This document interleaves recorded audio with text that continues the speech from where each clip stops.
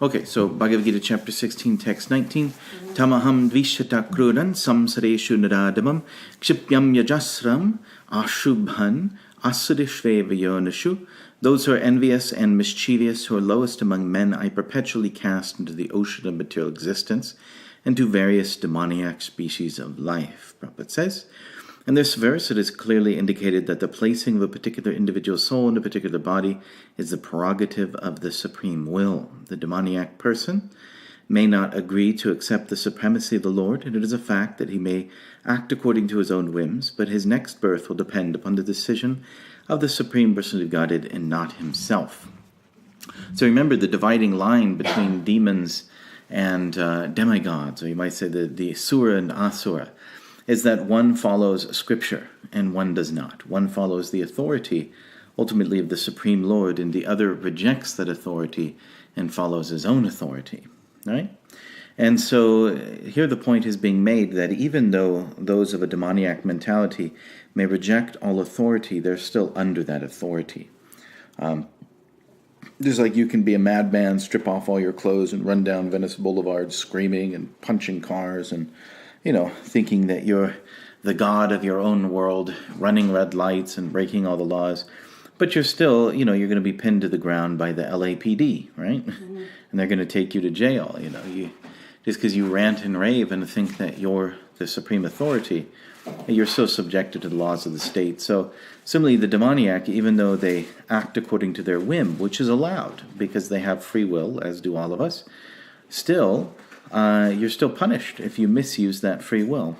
So it's the same as modern society, like you're basically, there's laws that are there, there's the government that's there.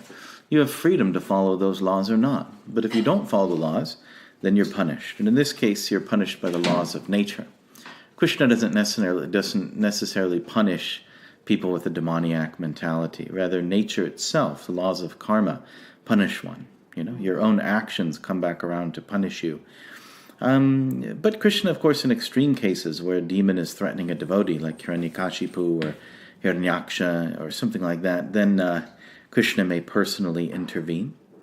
But ultimately, it's being mentioned here that everything is under the divine will, meaning that this whole process of reincarnation, ultimately, it's Krishna who's in control.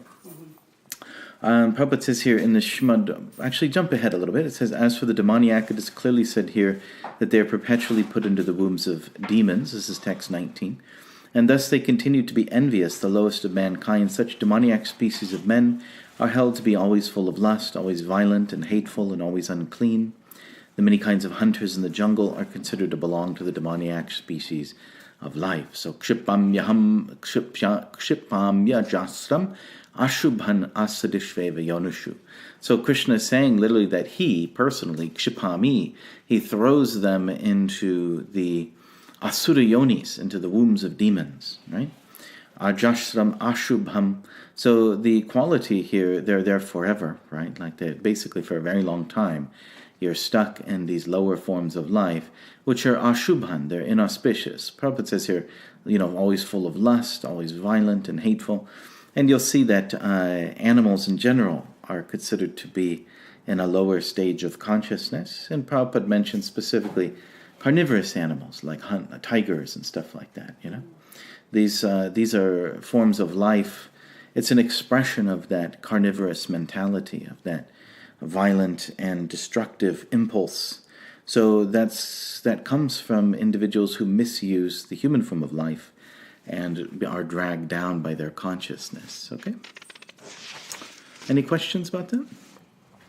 All right, let's take a look at text 20. Asram yonamapana buddha janmani janmani mam aprapyaeva kaunteya tato yantyadamam gatim. Attaining repeated birth among the species of demoniac life, O son of Kunti, such persons can never approach me. Gradually they sink down to the most abominable type of existence. Prabhupada says here, it is known that God is all-merciful, but here we find that God is never merciful to the demoniac. It is clearly stated that the demoniac people, life after life, are put into the wombs of similar demons, and not achieving the mercy of the Supreme Lord, they go down, and at last they achieve bodies like those of cats and dogs and hogs, it is clearly stated that such demons have practically no chance of receiving the mercy of the Lord God at any stage of later life. And the Vedas also it is said that such persons gradually sink to become dogs and hogs. So for the person in Vedic culture, degrading into animal life is a great tragedy, right? Nowadays we think it's a wonderful thing, Oh, what kind of animal would you like to be? Like you ask people on the street and they're all excited. Oh, I remember when I was a kid, I would love to have been a house cat, Then I don't have to do anything. Everyone just takes care of me. I could just sit in the window or sit in a ray of sunlight and feel warm, And you're all fuzzy and stuff like a teddy bear. And it seems like a nice life, right? Yeah. Or you wanted to be a dog? Is that what you said? The dog comes at Oh, that's right. Yeah, right. Until the dog comes at you. Well, cats are kind of miserable, right? Like not only dogs, human beings and babies and everybody pulling their tail, and it's not always a fun. Or you as you get older, you can't even get your face in the food bowl because all the younger cats are pushing you out of the way. So basically, animal life is not necessarily happy, even those happier forms like pets. But really, if you look at animals that are not pets, then that form it's actually very difficult. Living as a rat or something like that. I mean, it's a great struggle. And if you look at these animals, it's very tragic that. Can you imagine being an animal living in the wild and you're filled with fleas and stuff? It's not like they have flea powder or something, right? Like if you're a deer out in the woods, we think it's all majestic, like you're galloping through the woods free or something. But actually you're filled with fleas and ticks. I mean, they're in your ears by the hundreds, drinking your blood, and you sleep in the dirt, in like a little hole under a bush, and you're terrified the whole time, right? And it's just like it's a really miserable existence. But even more so, is why it's bad is that you have no chance of coming to God realization, in the sense that it's really a position where your consciousness is heavily covered. It's like imagine for a human being, like you get into a car accident or you have a heart attack or somehow you get brain damage and you lose the function of your body. What to speak of your body, your brain, and you can no longer think anymore. And the world is just like a dream, you have no grasp on reality. So that's really like robbing you of the greatest features of the human form of life, which is the ability to contemplate ultimately the absolute truth and to go back to the spiritual world, to attain perfection. So that's the greatest loss, is it's a loss of freedom. It's a loss of availability of consciousness. So therefore in Vedic culture, this is a very fearful condition. And this is essentially where the demons go. Prabhupada says, or the Krishna says here, gradually they sink down to the most abominable type of existence. So to yanti dhaman gatim. So you're talking about what to speak of amoebas and things like that, germs. Imagine being like a germ in a pool of pus or something, and you're just sort of moving around, trying to devour. Like basically their life consists of flowing around in a fluid, feeling each other out, all the different cells and and combinations of cells, and then trying to either eat each other or reproduce. And the whole thing is just just feeling. Is it food? Is it not food? So that's a very low level of existence. What to speak of being born as a demon, like a full-on ghost or something, right? Like a vampire type monster. It's a very hellish form of existence. All right. So, and of course, there is a shining light at the bottom of that pyramid, that inverted pyramid of consciousness, and that if you get all the way to the bottom and you become a monster-like creature, and if you're violent enough and powerful enough, like Ravana, Kamsa, Hiranyakashipu, you might just be killed by Krishna himself. But that's very rare, right? These are high-powered individuals. Let's take a look at text 21. Trividham narakasyedam vadam nashanamatmanaha kamakrodha tata lobhastasmad etat trayam tyajet. There are three gates leading to this hell: lust, anger, and greed. Every sane man or woman should give these up, for they lead to the degradation of the soul. So vadam nashanamatmanaha. So these are the doors, the three doors which destroy the soul. Yeah, nashanamatmanaha. Kama, krodha, and lobha. So these have to be avoided.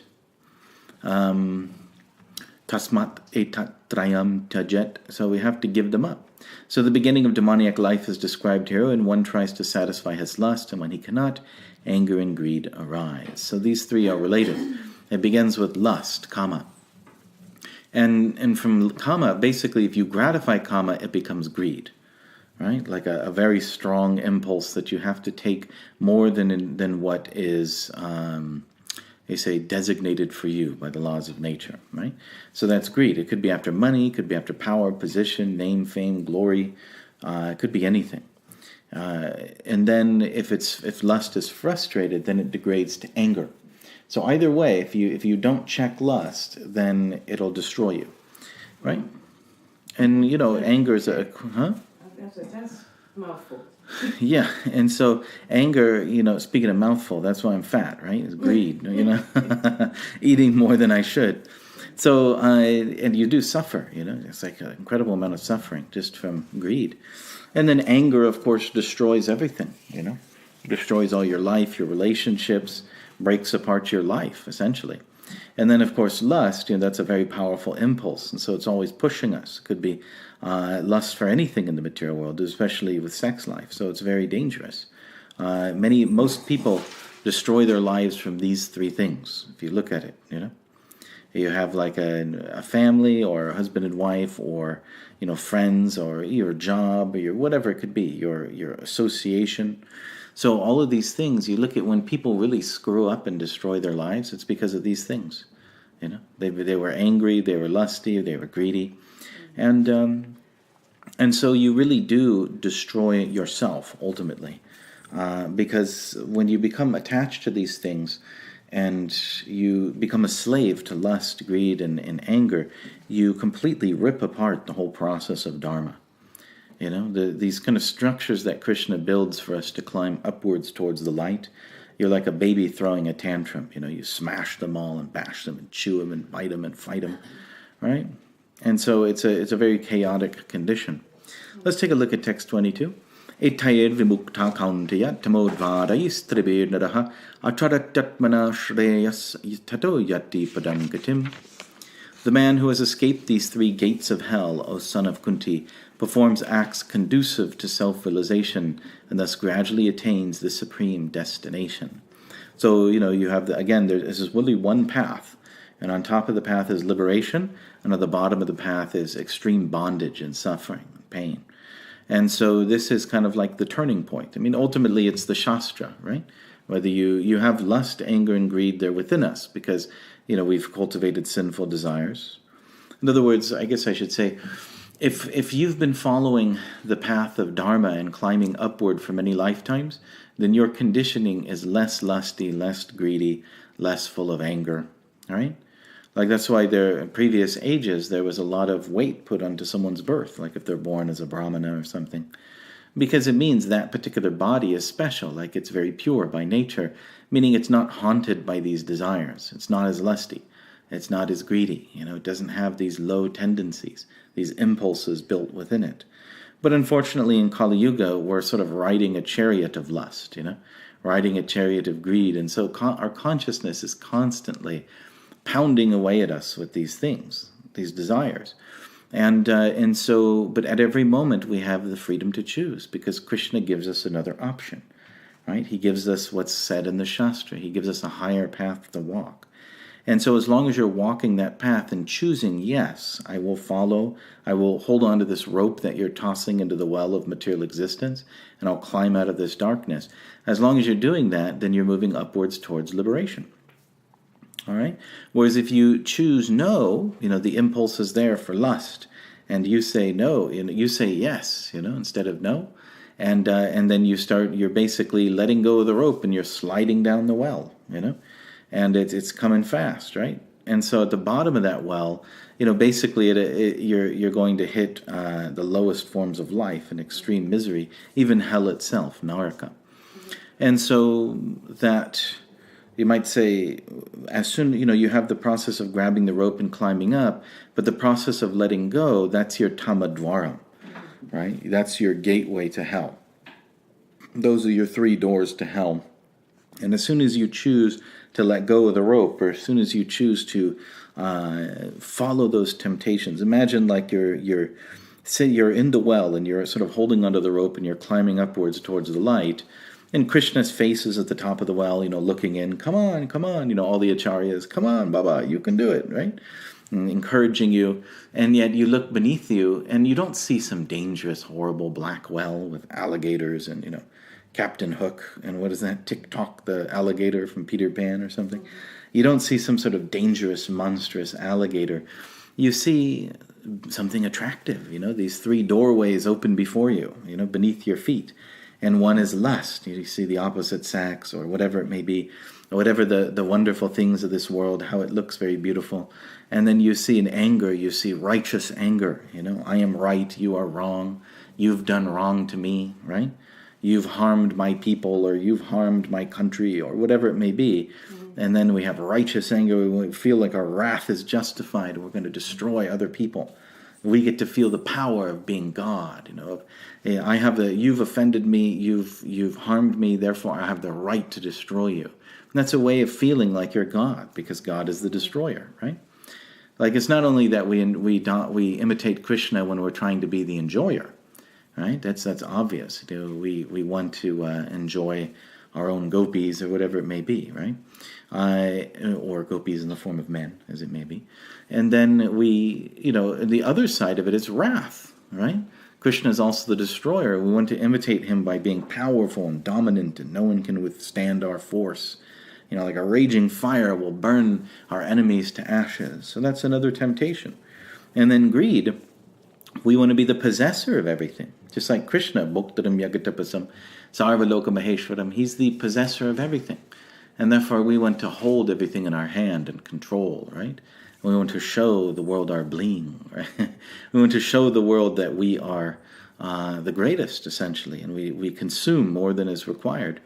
And so these are attractive doorways, dimensional doorways, which open beneath our feet, and then we go diving into them. We let go. We don't just let go of the rope. We just turn around and just jump right in, right, with zeal. And so these are. So it's all hinging on this freedom of choice. At every moment, do we look upwards towards Krishna and climb, or do we look downwards towards these gates and become attracted to them and then dive into them? All right? All right, let's continue here in the purport. It says, in the Vedic literature, the ways of action and reaction are prescribed to enable one to come to the stage of perfection. So that means the regulations of Scripture, right? Yama niyama. The whole method is based on giving up lust, greed, and anger. By cultivating knowledge of this process, one can be elevated to the highest position of self-realization. This self-realization is perfected in devotional service. In that devotional service, the liberation of the conditioned soul is guaranteed. Therefore, according to the Vedic system, there are instituted the 4 orders of life and the 4 statuses of life called the caste system, meaning varnashram dharma, and the spiritual order system. There are different rules and regulations for different castes or divisions of society, and if a person is able to follow them, he will be automatically raised to the highest platform of spiritual realization. Then he can have liberation without a doubt. So, picture this rope hanging down. It's like a rope ladder. And so what are those rungs of the rope? Well, it's the varnashram system, right? It's the different rules that are prescribed to you according to your status in life. And you have the choice to follow them or not, right? And so that is essentially that Krishna is giving something for us to hold on to and to climb upward.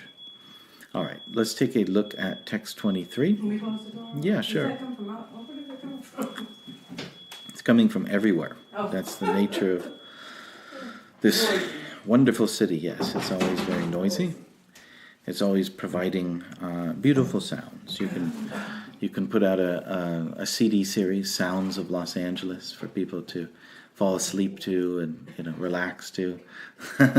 Ambulances and people shouting. Okay, let's take a look at text 23. Yashastra vidhim utsrija vartate kamakadataha na sasiddhim avapnoti na sukam na padam gatim. He who discards scriptural injunctions and acts according to his own whims attains neither perfection nor happiness, nor the supreme destination. So yashastra vidhim utrija. So those who give up the shastra vidhi, the rules, the do's and don'ts of shastra, Vartate kamakadataha, and they go chasing after their desires, right? Then such people, na sa siddhim, right? Na sukham, na padam gatim. So they're not going to attain perfection, siddhi, nor will they be happy, sukham, and nor will they attain the supreme destination. They're not going to attain liberation. All right. Now, in modern society, everyone thinks that if you chase after your desires, you become happy. This is the key to happiness. Just know your desires and go after them full force. Don't let anything or anyone hold you down. Don't let any responsibilities hold you back. But that's actually not the source of happiness. In fact, people that behave in this way are usually the most miserable people you could meet. Right? Whether you see like these rock stars and stuff. I can remember many years ago there was Britney Spears. She's probably now everyone's too young here to even know. So, she was like very, very famous and very, you know who she is? Kind of, yeah. So she was very famous, she's supposed to be, very beautiful and very wealthy and all these qualities, these opulences, a lot of money and prestige and stuff like that. And yet she became very degraded. Like she's just chasing all of her desires, trying to fulfill them, right? And lust, anger, and greed, basically, and got into drugs and all sorts of things. And then she had like a breakdown, and she shaved her head. It was like all over the news and stuff. She's supposed to be like this emblem of beauty, and they actually filmed her. Like she was totally crazy, and she went into a salon and just started shaving her head. I'm disgusted with everything, get away from me. And it took her many years to like get out of that downward spiral, right?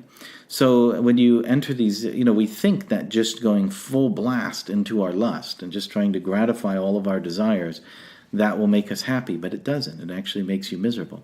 I think even more recently, there's this one Miley Cyrus or something. And then she was like this Disney princess and considered like this emblem of sort of like religiosity and womanhood, young womanhood or something. And then she just went totally off the rails, just chasing lust and greed and all these qualities, anger, and destroyed her life, destroyed her consciousness. She was very famous, but famous for being degraded and to the point of like absurdity. And like a joke, but then she even said that, it was like a big mistake, and I'm turning my life around. It's just totally, that whole lifestyle is totally disgusting. There's nothing there. She's kind of smart, actually, because she somehow understands it, right? She's actually more intelligent than she seems, yeah? So, she's like directly saying that, I went full bore, I went completely as much as I could to fulfill my desires, and it was like empty. There's like nothing there. So many people do not come to that realization. They just keep pushing and pushing and pushing until they're totally destroyed. But the point being, there's no happiness there, right? It appears that there's going to be happiness if you just let go and jump into the well, and yet there's no happiness. Ultimately, you can drive yourself all the way to the bottom of the well, and you won't find any happiness. There's some fleeting temporary pleasure, but there's no real solid happiness. Let's take a look at the next paragraph. It says the word kama kadata is very significant. A person who knowingly violates the rules acts in lust. He knows that this is forbidden, but still he acts. This is called acting whimsically. He knows that this should be done, but he still does not do it. Therefore, he is called whimsical. Such persons are destined to be condemned by the Supreme Lord. Such persons cannot have the perfection which is meant for the human life. The human life is especially meant for purifying one's existence, and one who does not follow the rules and regulations cannot purify himself, nor can he attain the real stage of happiness. So that is our tendency, is that we have free will. We can choose whether or not to follow the instructions of Krishna, but we choose not to. And basically, it's because we're whimsical. And it's just kind of like, we just don't feel like it, Or, okay, I'm striving forward in Krishna consciousness, but here's this temptation. Yeah, it's okay. Who cares? I'm going to just do it. I don't care. I'll just do it. I want to do it. So that's whimsical. Okay, let's take a look at text 24. Tasmat shastram pramanam te kadya vyavasthatau gyatva shastram vidhanoktam karma kartum iharhasi. One should therefore understand what is duty and what is not duty by the regulations of the scriptures. Knowing such rules and regulations, one should act so that he may gradually be elevated. So, tasmat shastra pramanam te kadya vyavastatao. So, you have to know what is good and bad. right? According to Shastra Praman, according to what's written in the Shastras, right? A Praman literally means like something that you understand knowledge with, right? Like if you understand things through the senses, hearing, seeing, smelling, that's your indriyas, right? That's pratyaksha. That's a certain praman. And then there's logic and reasoning is another praman. And then there is shabda praman, which is the most powerful, most important, which is the words of the Shastra. And that's what Krishna is discussing here. Shastra praman. So you have to just accept it from authority, right? That's how you understand the world through the Shastra, is that you accept it on the authority that it comes from Krishna. Okay? So you take what's right and wrong from that. You're really developing a worldview. You're seeing, this is something that I should do, this is something I shouldn't do, this is something which leads to bondage, this is something which leads to liberation. And that's what we're doing here, right? That's what the Bhakti Shastri class is for. It's not just, to like somehow or other go through the Bhagavad Gita, get it done, get it out of the way, right? Something like that. It's so that we can actually develop a worldview. Right? In other words, that's what I'm finding. Like as I've been through the Bhagavad Gita, I don't know how many times. At least like 15 times, maybe more than that. 16, 17 times or something. I've been through the Bhagavad Gita. But each time I get more and more realization, right? Because I'm also doing service and I'm studying, I'm doing all these different things. And so it's like gradually a whole worldview develops, right? And it gets more and more deeper. It's kind of like you're looking into the darkness and you have a little tiny light, But then as you study the Shastra more and more, that light grows bigger. And you can see more of the room. Oh, this is over here. This is starting to become clear. That corner over there is starting to become clear. And over here it's getting clear too. And I can really see the thing that's right here. You know what I mean? It's like my flashlight is getting stronger, It's like it grows as you read. And therefore you're able to clearly understand reality through the scripture. You get a three-dimensional picture of the world. And even beyond the world, right? So that's really what you're doing when you study the Shastra, Gyatva Shastra Vidhanoktam. And when you understand the Shastra, when you have an understanding of this, and you know the different rules and everything that you're supposed to do, karma kartum iharhasi, then you should act in such a way, as Prabhupada says here, that you gradually become elevated. All right? Meaning whatever your position is, then you do that in a way that you make advancement. Like we all have a certain position within the world. And so we have to understand who we are and what our situation is with the help of a guru. Right? And the guru tells us then you do these things. And I love how Prabhupada says here, gradually be elevated. It's a kind of, Krishna consciousness is not something that happens overnight. It's like you have to continuously apply it, Just like anything, like losing weight or exercising or learning something, whatever it may be. The main thing is not, like, when they say diets, like people try to follow diets. People will just get really fired up about it. I'm going to fast for 7 days or whatever. And then they just blow up and, they may lose weight real quickly, but then they just gain it all back, right? Like immediately, and therefore people's weight goes up and down and up and down. And it's hard to control it. But the way you're supposed to do it is gradually. You're supposed to do what you can. You know what I mean? Like you're not supposed to throw yourself out of balance, right? By being too extreme or being too loose. You're supposed to follow the diet according to the level that you actually can do it in a long-term way. You know what I mean? Mm-hmm. That you can do it every day and you can do it for a long period of time without breaking. And if you can find that level, it might not even be the level an Olympic athlete can do or something like that. But if you just keep doing that, then gradually, you'll get stronger, you'll get more capable at doing it, and you'll find that you're successful, right? And you avoid these extremes. So it's really the same thing with Krishna consciousness, the base level is you chant 16 rounds, as Prabhupada mentioned here in the purport. You chant the Maha Mantra. That's like the foundational thing, Even people that don't follow the regulative principles, they should chant the Maha Mantra. Because that's actually what's going to give you the power to do the rest. That's the basis upon which everything is built. In fact, I'll read here, it says, as stated in the 15th chapter, all the rules and regulations of the Vedas are meant for knowing Krishna. If one understands Krishna from the Bhagavad Gita and becomes situated in Krishna consciousness, engaging himself in devotional service, he has reached the highest perfection of knowledge offered by the Vedic literature.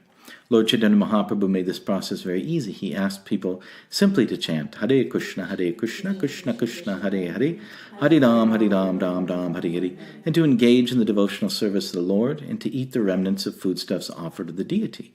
One who is directly engaged in all these devotional activities is to be understood as having studied all the Vedic literature. He's come to the conclusion perfectly. So you've read, worship of Krishna is the highest pinnacle of Vedic knowledge and practice. And, you can immediately be situated on it if you take the advice of Krishna and Chaitanya Mahaprabhu. And so here there's three things, right? You just chant Hare Krishna, take Krishna Prasadam, and do service. Okay, that's not so hard, right? And then on top of that, then there's deal with all the devotees. And, and I don't recommend trying to manage. That's a whole other thing. So stay away from management if you can, right? It's the process itself is very simple. And it doesn't have to be some real hard, difficult, violent struggle. Just take it easy, Take it easy, yeah. You like my philosophy? Yeah, I'm going to get a T-shirt. Take it easy in Krishna consciousness. Well, because you're wise, You're wise. You've had children, and you know what life is about. So it's not about forcing yourself into a box that you don't belong in. You know what I mean? That you can't fit in. It's really you just apply the formula and apply it consistently, and at the level that you can actually do it. You know what I mean? And so you also have to follow the four regulative principles, right? And so as long as you're doing that, then you're good, okay? And you're moving upward. And of course, we should also push ourselves, and Krishna gives us times to push ourselves, like, for example, during festivals and stuff like that. Then you're, supposed to shake off the cobwebs and, struggle, right? Just like when you're lifting weights, or I don't know if you guys ever lifted weights, I don't think so, but if, you're supposed to, you have a consistent routine that you lift weights, and then every once in a while you're supposed to really push it out and just go lift something that you can't lift, and then you go back to your routine and you keep going, and then again, you push it out and you go. So, there are times in Krishna consciousness where you have to really push as hard as you possibly can, but for the most part, you should just follow the simple process and do the best you can and push forward every day. Okay? Mm-hmm. All right. So, let's take a look. Let's look at the last paragraph here. In human society, aversion to the principles of understanding the Supreme Personality of Godhead is the cause of all fall downs. That is the greatest offense of human life. Therefore, Maya, the material energy of the Supreme Personality of Godhead, is always giving us trouble in the shape of the threefold miseries. This material energy is constituted of the three modes of material nature. By the way, I'm sorry, before I move on, one other thing we're supposed to do is have sadhana, right? I forgot to mention that. So here you have taking prasadam, chanting, doing some service for Krishna, and then you have following the four good principles, and then you have sadhana, and whatever else your guru gives you, right? So I'm not trying to say take it easy means you be lazy. No. Yeah. Well, don't get overwhelmed and get all bent out of shape. Yeah, don't get mental because don't do your service with enthusiasm because you bent out of shape because sure. you this, that. Yeah, exactly. Yeah, don't freak out. You know what I mean? Mm-hmm. Don't take Krishna consciousness as some sort of fanatical process that you're supposed to really kill yourself, crashing against it. Rather, you have to be smart, and go in a proper pace. Okay, so anyway, it says here, therefore, Maya, the material energy of the Supreme Personality of God, is always giving us trouble in the shape of the threefold miseries. This material energy is constituted of the three modes of material nature one has to raise himself at least to the mode of goodness before the path to understanding the Supreme Lord can be opened. So that's important. And that's really another perspective on this chapter, is when Krishna is advising us to come to the surik, or the godly life, he's advising us to come to the mode of goodness, which will be elaborated on in the next chapter, right? Without raising oneself to the standard of the mode of goodness, one remains in ignorance and passion, which are the cause of demoniac life. Those in the modes of passion and ignorance deride the scriptures, deride the holy man, deride the proper understanding of the Supreme Personality of Godhead. They disobey the instructions of the spiritual master, and they do not care for the regulations of the scriptures. In spite of hearing the glories of devotional service, they are not attracted. Thus they manufacture their own way of elevation. These are some of the defects of human society which lead to the demoniac status of life. Okay, so another thing, there's the scriptures, right? This is like the turning point. Do we follow the scripture or do we reject it? But there's also the order of the spiritual master too. And this is sometimes even more difficult, right? Because the scriptures, you can, there's lots of scriptures, right? You can take, you can pick and choose, like this scripture says this, that scripture says that. Yeah, I can make a gray area that I can be happy in. I can do what I want, But actually there's another point, which is shishasteham shanimam trambapanam. Right? There must be the discipline of the disciple towards the guru. Krishna is not a fool, right? He gives us a guru specifically to say no to what you want to do. and sometimes we can even make arguments. Actually, I was just listening to a lecture by His Holiness Radhanath Maharaj where he's talking about this, that we can make arguments that are even dharmic, right? According to scripture. We like Arjuna here in the Bhagavad Gita, he's actually arguing against Krishna. That you're telling me to fight, but, there's this reason which is dharmic, there's this reason which is dharmic, there's this reason which is dharmic. And so Krishna just says, no, you're a fool. Ashochanam vashochastvam pragavadam shabashase. You're speaking like a learned man.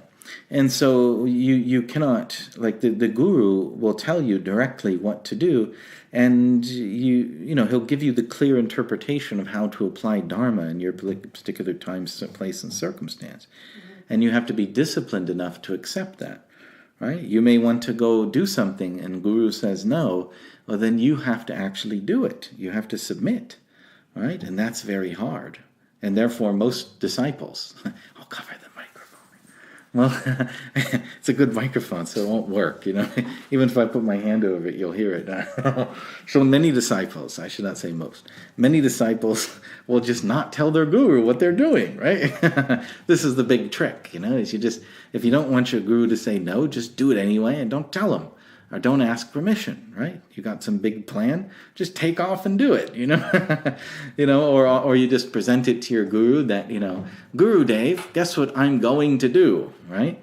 I've already made up my mind, I've packed all my stuff, I've got the plane ticket, it's all prepared, and can I have your blessings? And that's nearly not the way to approach guru, right?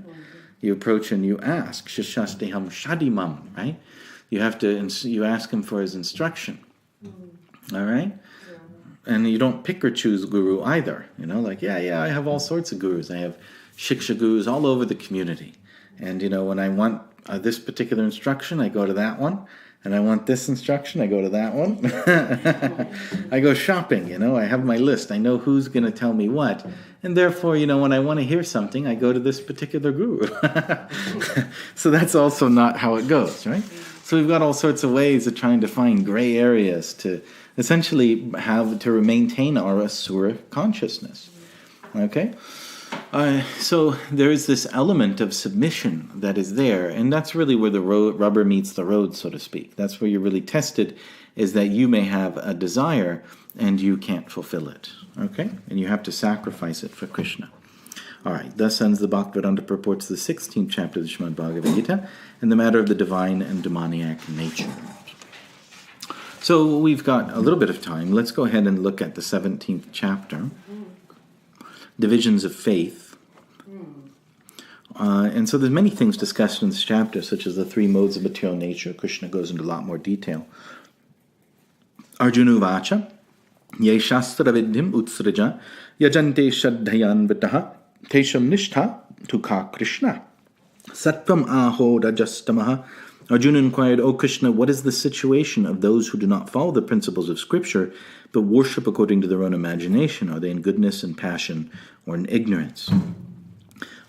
So Prabhupada says here in the 4th chapter, 39th verse, it is said that a person's faithful to a particular type of worship gradually becomes elevated to the stage of knowledge and attains the highest perfectional stage of peace and prosperity. And in the 6th chapter, it's concluded that one who does not follow the principle, 16th, that one does not follow the principles laid down on the scriptures called an asura, demon, and one who follows the scriptural injunctions faithfully is called a deva, or demigod. Now, if one with faith follows some rules which are not mentioned in the scriptural injunctions, what is his position? This doubt of Arjuna's is to be cleared by Krishna. Okay, so there's all sorts of people who practice different religions and different forms of worship that are not mentioned in the scriptures, particularly like the Vedic scriptures, right? And so what's their position? And Arjuna obviously wants to be informed according to the guidelines of the modes of nature. All right. So what about people that follow different forms of worship that are not according to the Vedas? Let's take a look at text 2. Shri Bhagavad Vacha Trivadha Bhavati Shraddha Dehinam Sa Svabhavaja Satviki Dajasi Chaiva Tamasi Chettitam Shranu. Supreme Personality said, according to the modes of nature acquired by the embodied soul, one's faith can be of three kinds, in goodness, in passion, or in ignorance. Now hear about these. Prabhupada says here, those who follow the rules and regulations of the scriptures, but out of laziness or indolence give up following these rules and regulations, are governed by the modes of material nature. According to their previous activities in the modes of goodness, passion, and ignorance, they acquire a nature which is of a specific quality. Association of the association of the living entity with the different modes of nature has been going on perpetually. Since the living entity is in contact with material nature, he acquires different types of mentality according to his association with the material modes. So basically, over many, many births, we've acquired a certain mixture of modes. That's what you're looking at. When you see the body, you're looking at it like different colors. Just like if you had a color palette, like a painter's palette on their hand, with their thumb through the little thing. And you have red, blue, and yellow, and yellow is the mode of goodness, blue is the mode of ignorance, red the mode of passion. And then you can mix these colors and make millions of different colors, 8,400,000 species to be exact. That's actually where that number comes from. It comes from three modes, squared by 3, squared by 3, squared by 3, and it comes out to 8,400,000. So those are the different species of life. And so they're essentially different mixtures of the three colors. So when you look at a human body, or any body, you're just looking at their mixture of modes, right? Now, the soul isn't a color palette. The soul's like a light bulb. But imagine if you colored that, there's that glass thing above the light bulbs there. What's that called? What'd you call it? I don't know. What do you call it? It's not, it's almost like a lampshade, but made of glass. So if you colored that glass a particular color, but according to the modes of nature, you mix on your palette and you come up with a certain combination and you painted that color, purple or something, then the light will shine out purple, right? So similarly, if you have a conditioned existence and the soul shining through that existence, then the light coming from that soul will be the color purple. And similarly, that's the nature of faith in the modes, right? You have sort of like the pure devotion of the soul towards God. And then when it shines through someone's conditioning, it takes on a certain color. And that color is basically the various religions of the world and the various forms of worship that you see.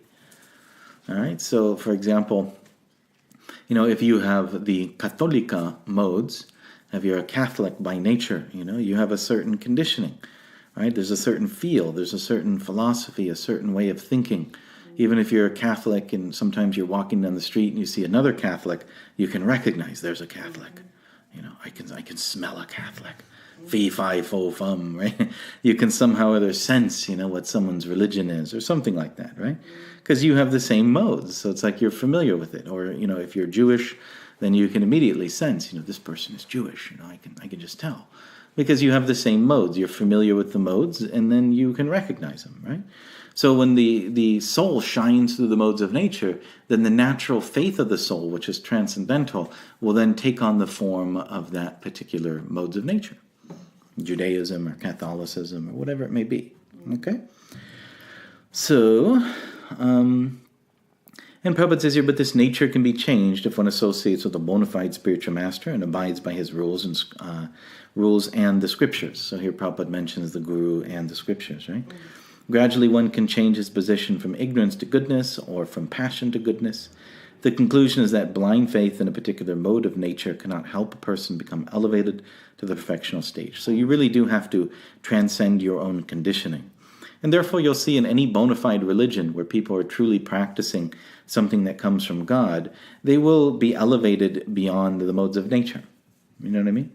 And therefore you'll see, even though people may fight against each other, Muslims, Christians, Jews, Hindus, all these different groups will battle it out and kill each other and become fanatics and all this crazy stuff.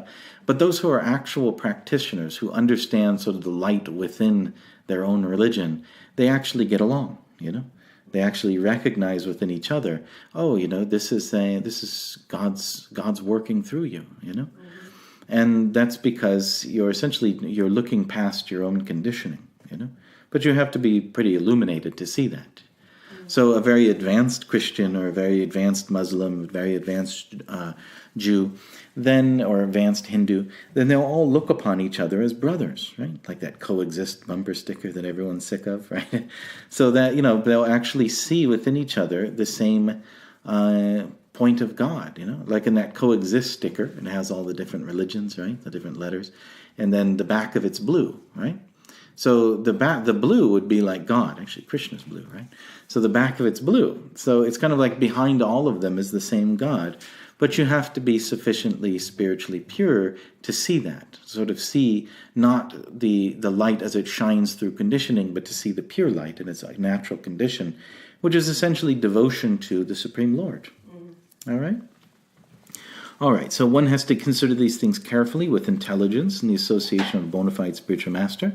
Thus, one can change his position to a higher mode of nature. So even in religion, one should be trying to cultivate the mode of goodness. And you'll see within the different religions, you'll find different manifestations. Like, say, for example, in Christianity or in Islam, say in Islam, you might see a very Tamasic form of Islam, right, which would be very violent, like the ISIS fanatics and stuff like that. If you're an ISIS fanatic and you want to be a Muslim, you should change to a more Sattvic form of Muslim, right? There's many different forms of Islam, of course, but, you'll find a form of Islam which is actually very pure and practices kindness and compassion, and they do exist, right? In fact, I would say the most Muslims are not Tamasic Muslims, But you'll find that even within Christianity or within Hinduism, you'll find different forms of the religions which are more Tamasic and different forms which are Sattvic, right, or Rajasic. Okay. So even within those religions, you should try to elevate yourself to the mode of goodness, and then ultimately following the Vedic scriptures is very pure, right? Let's take a look at text 3.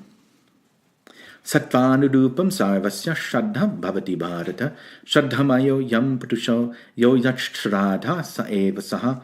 O son of Bharata, according to one's existence under the various modes of nature, one evolves a particular kind of faith.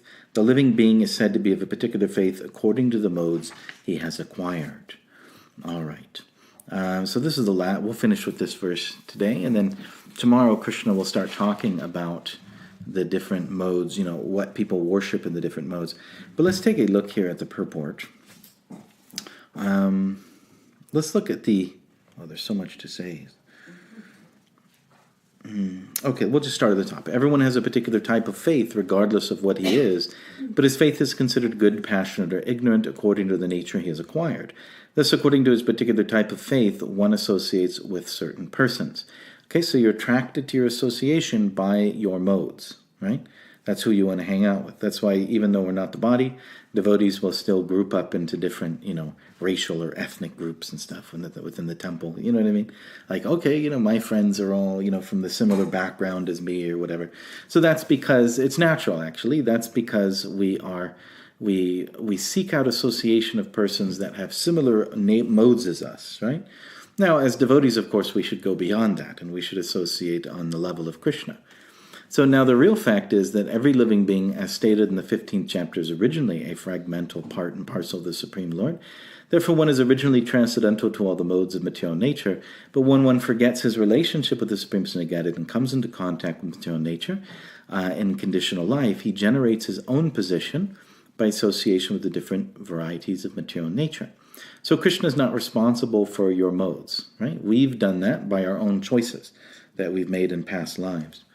So the resultant artificial faith and existence are only material. Although one may be conducted by some impression or some conception of life, originally he is nirguna or transcendental. Therefore one has to become cleansed of the material contamination that he has acquired in order to regain his relationship with the Supreme Lord. That is the only path without fear, Krishna consciousness. If one is situated in Krishna consciousness, then that path is guaranteed for his elevation to the perfectional stage. He does not have to take to this path of self-realization. Then, if one does not, then he is surely to be conducted by the influence of the modes of nature. All right, so you either surrender to Krishna or you surrender to your modes. Those are the two choices. You're kind of like on autopilot, It's like you either surrender to Krishna or you let the plane fly itself, right? And you're just kind of dragged along by your conditioning.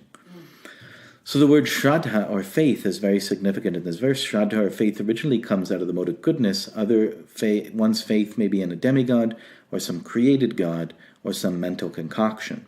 All right? So we'll hear about this tomorrow. In the mode of goodness, people worship the gods, right? One's strong faith is supposed to be productive of works of material goodness, but in material conditional life, no works are completely purified. They're mixed. They're not in pure goodness. So there is pure goodness, which is Shuddha Sattva, which is transcendental. And that's the nature of Krishna, or God, in the spiritual world. Okay? All right. Let's take a look kind of almost towards the end. It says, and if his heart is in the mode of passion, his faith will also be in the mode of passion. If his heart is in the mode of darkness, illusion, his faith is also thus contaminated. Thus we find different types of faith in this world, and there are different types of religions due to different types of faith. The real principle of religious faith is situated in the mode of pure goodness, but because the heart is tainted, we find different types of religious principles. Thus, according to different types of faith, there are different kinds of worship. So the original worship is surrendering to the Supreme Personality of Godhead. That's the dharma of the soul. It's the very nature of the soul. And yet that nature then will shine through matter, right? It's like a stained glass window. And the sun shining through that stained glass window, and it will color the faith of the living entity. And therefore you have all sorts of different religions and beliefs and types of worship according to the different modes of nature which exist in human society, according to the activities people have performed in past lives. Okay, thank you very much. All glories, Prabhupada.